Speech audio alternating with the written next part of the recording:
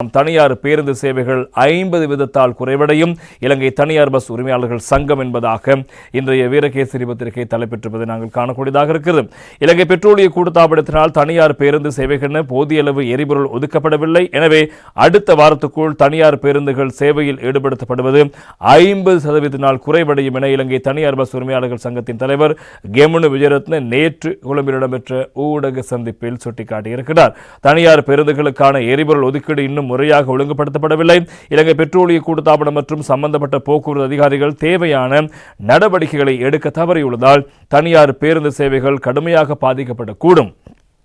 சில பகுதிகளில் உள்ள இலங்கை போக்குவரத்து சபை டிப்போக்கள் தனியார் பஸ்களுக்கு எரிபொருளை வழங்கினாலும் ஏனைய பிராந்தியங்களில் உள்ள டிப்போக்களில் கையிருப்பு இல்லை என தெரிவிக்கப்படுவதால் தனியார் பஸ் உரிமையாளர்கள் பெரும் சிரமங்களை எதிர்நோக்கி வருகின்றார்கள்.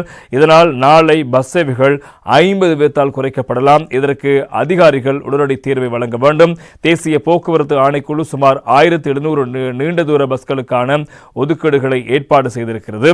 மாகாண சபையிடமிருந்து தரவுகள் சேகரிக்கப்பட்டுள்ளதாக அதிகாரிகள் கூறினாலும் நடைமுறையில் எந்த ஒரு உறுதியான செயல்பாடும் முன்னெடுக்கப்படவில்லை. சில பகுதிகளில் டிப்போக்கள் மூலம் எரிபொருள் வழங்கப்பட்டாலும் ஏனைய இடங்களுக்கு பஸ்கள் செல்லும் போது அங்கு கையிருப்பு இல்லை. இது ஒரு பாரிய பிரச்சனையாகும். நாளையம்மாள் பஸ்களை இயக்க முடியாமல் போகலாம். பஸ் சேவைகள் 50 வீதத்தினால் குறைய வாய்ப்பு இருக்கிறது. கடந்த வாரம் எமது பஸ்களில் எரிபொருள் இருந்தது. ஆனால் தற்போது அந்த கையிருப்பு தீர்ந்துவிட்டது. QR குறியீட்டு முறையின் கீழ் ஒரு பேருந்துக்கு தற்போது 60 லிட்டர் பெட்ரோல் மாத்திரமே ஒதுக்கீடு செய்யப்பட்டிருக்கிறது என்பதாக கூறியிருக்கான அந்த 60 லிட்டர் இப்போது 100 லிட்டராக அதிகரிக்கப்பட்டிருக்கிறது என்பதும் முக்கியமான தகவல். இது நேற்று இடம்பெற்ற அவரது ஊடக சந்திப்பு. ஆனால் நேற்று இரவு பொழுதில் இந்த கோட்டா அதிகரிக்கப்பட்டிருக்கிறது. பஸ்களுக்கு 60 லிட்டராக இருந்த எரிபொருள் கோட்டா 100 லிட்டராக அதிகரிக்கப்பட்டிருக்கிறது.